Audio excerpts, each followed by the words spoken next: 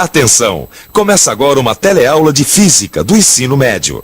Você vai assistir a teleaula de número 8. Bons estudos!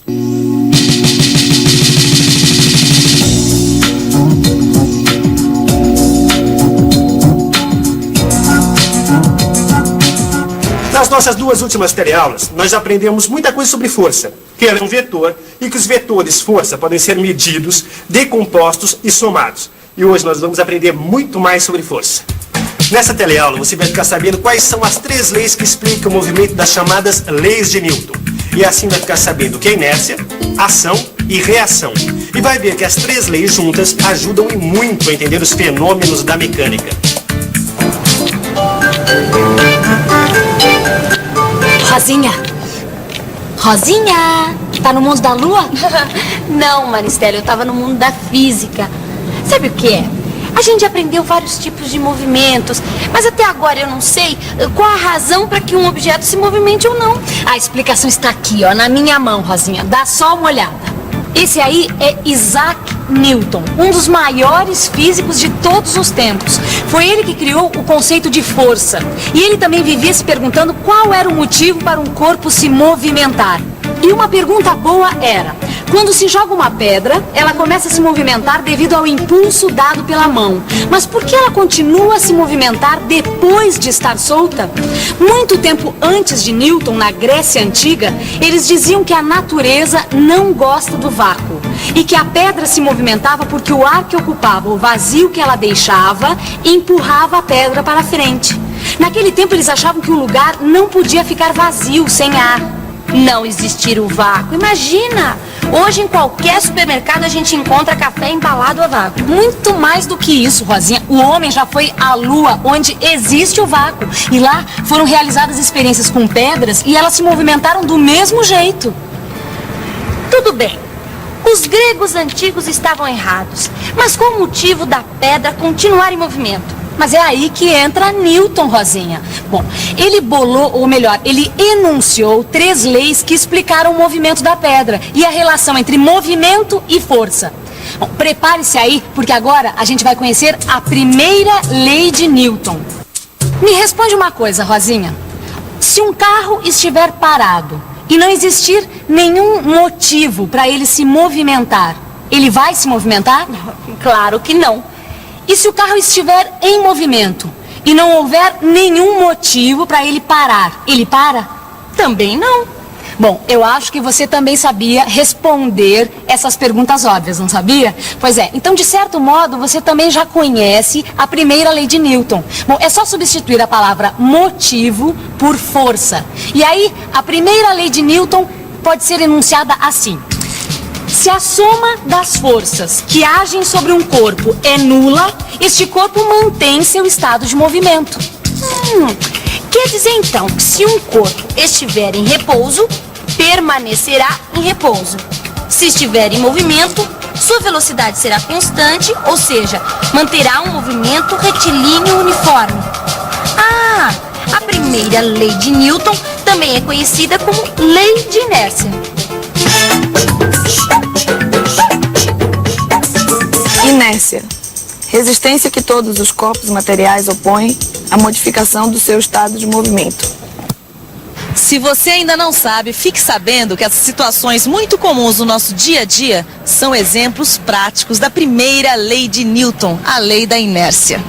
Quando o motorista dá uma arrancada, todo mundo dentro no ônibus é jogado para trás, pois como todos estavam parados pela lei da inércia, a tendência é continuar parado. É como se o ônibus fosse e as pessoas ficassem. No caso da freada, é o contrário. Tá todo mundo em movimento e o motorista breca. Quer dizer, a tendência, pela mesma lei da inércia, é continuar em movimento. Aí o ônibus fica e as pessoas vão para frente.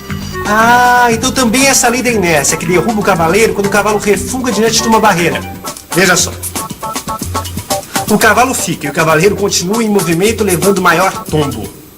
Eu estava lendo uma notícia aqui que tem tudo a ver com a lei da inércia. Num pequeno acidente de trânsito. O motorista disse que brecou, mas como estava chovendo e o chão estava cheio de lama, não teve jeito. E o guarda rodoviário também disse que os pneus estavam carecas.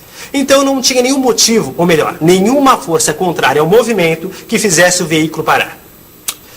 Eu já entendi o que é inércia. Mas agora pintou uma outra dúvida. Dá para medir a inércia de um corpo?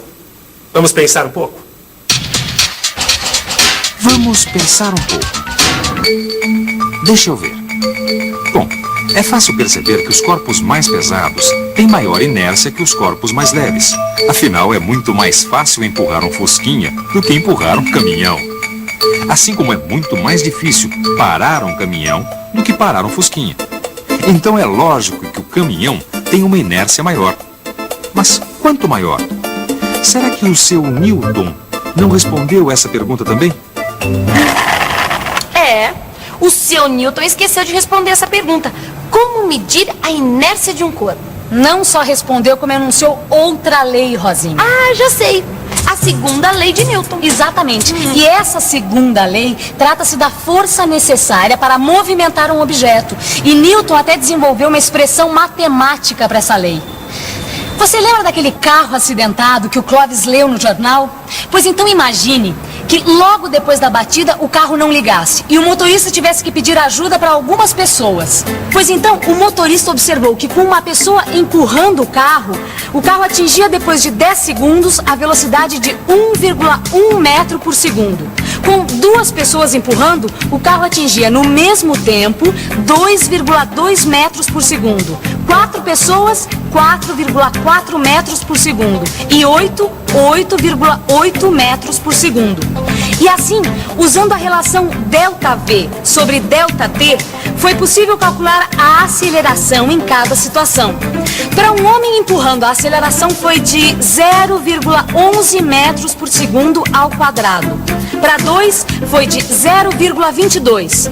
Para 4, foi de 0,44. E finalmente, para 8, a aceleração foi de 0,88 metros por segundo ao quadrado. Vamos supor que cada homem faça 100 unidades de força, que no sistema internacional se chama Newton. Então, F1 é igual a 100 newtons. F2 é 200 newtons, F4 é 400 newtons e a força de 8 homens, F8, é igual a 800 newtons.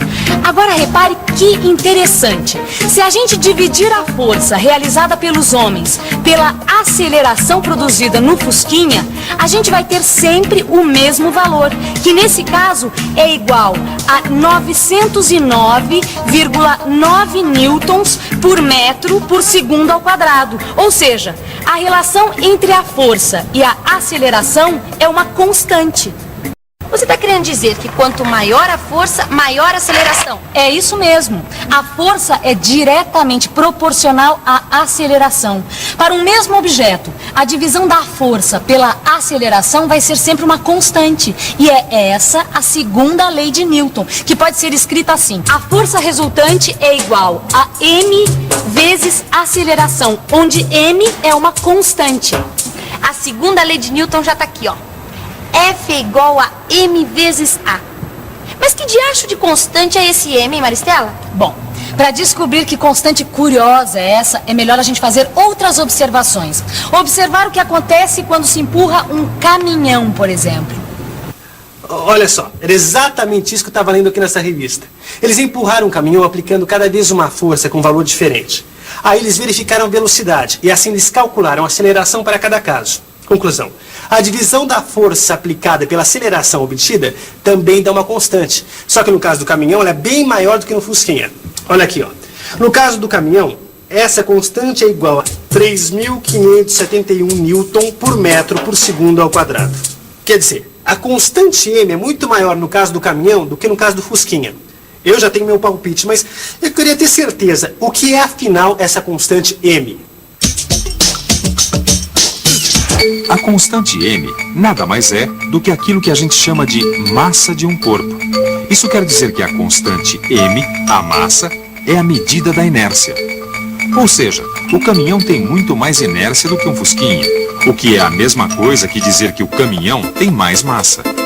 Como a gente viu, a constante m do Fusca é igual a 909,9 newton por metro por segundo ao quadrado, que é a mesma coisa que 909,9 quilogramas, que é a unidade de massa usada no sistema internacional. A mesma coisa para o caminhão. 3.571 Newton por metro por segundo ao quadrado é igual a 3.571 quilogramas.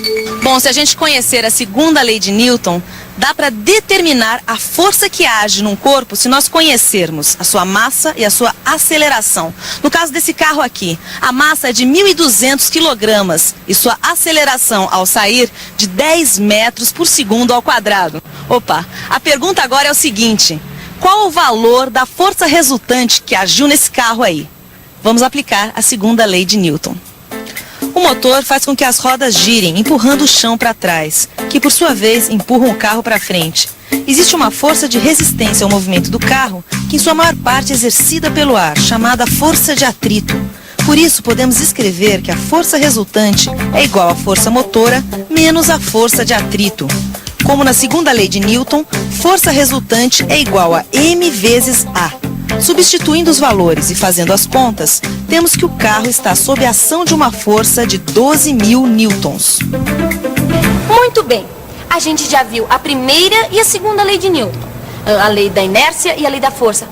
Mas não são 3 leis? São, e ainda está faltando uma, que é a terceira lei de Newton. Rosinha, me responde uma coisa. A gente pode empurrar esse carrinho ou qualquer outro objeto sem que ele toque na gente? Não.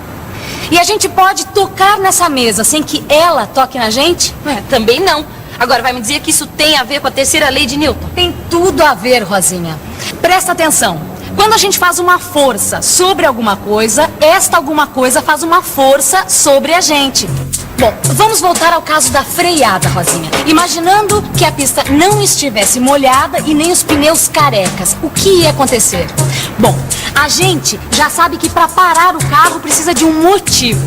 Com o freio acionado, as rodas iam travar e os pneus iam raspar no asfalto, fazendo uma força sobre ele. O asfalto, por sua vez, ia fazer uma força nos pneus, uma da mesma intensidade e no sentido contrário ao movimento, que ia fazer com que o carro parasse. Peraí. Então, quando um objeto está em cima de uma mesa, parado, estão atuando sobre ele 2 forças. Uma força devido à atração gravitacional que a Terra exerce sobre ele e a força de sustentação que a mesa faz sobre este objeto. Isso significa que o objeto faz uma força sobre a Terra, igual ao peso, mas em sentido contrário, assim como faz uma força sobre a mesa de mesma intensidade, mas em sentido contrário. É isso? Perfeito! E essa é a terceira lei de Newton. Escuta só como fica a definição da terceira lei de Newton, também chamada lei de ação e reação. Se um corpo A faz uma força sobre o corpo B faz ao mesmo tempo uma força da mesma intensidade e de sentido contrário ao corpo A. Matematicamente, a gente pode expressar esta lei da seguinte maneira. O vetor força que A faz em B tem o mesmo módulo, mas tem sentido contrário ao vetor força de B em A. E repare um detalhe super importante. As forças de ação e reação estão sempre em corpos diferentes, quando se empurra uma parede, por exemplo. A força que se faz está na parede, e a força que a parede faz, quer dizer, a força de reação está em quem está empurrando. Bom, quer dizer que essa história de eu tenho a força não tem nada a ver, ninguém tem a força. E a força não aparece sozinha, ela aparece no mínimo quando 2 corpos interagem. Bom, agora quando eu termino de ler essa revistinha aqui, você fica com a revisão. E atenção, se liga aí que é hora da revisão. Nessa teleaula, você aprendeu as 3 leis de Newton. A primeira lei, ou lei da inércia, diz o seguinte: um corpo só altera seu estado de movimento se a soma das forças que agem sobre ele for diferente de 0. A segunda lei de Newton, a lei das forças, diz: a soma de forças, ou força resultante, é igual à massa do corpo vezes sua aceleração. E a terceira lei de Newton, a lei da ação e reação, que diz: todo corpo que faz uma força sobre outro recebe uma força de reação de mesma direção, mas sentido contrário. E para entender essa história direitinho, você já sabe, né? Estudar e fazer os exercícios do seu livro de física. E na próxima teleaula tem mais. Até lá. Tchau!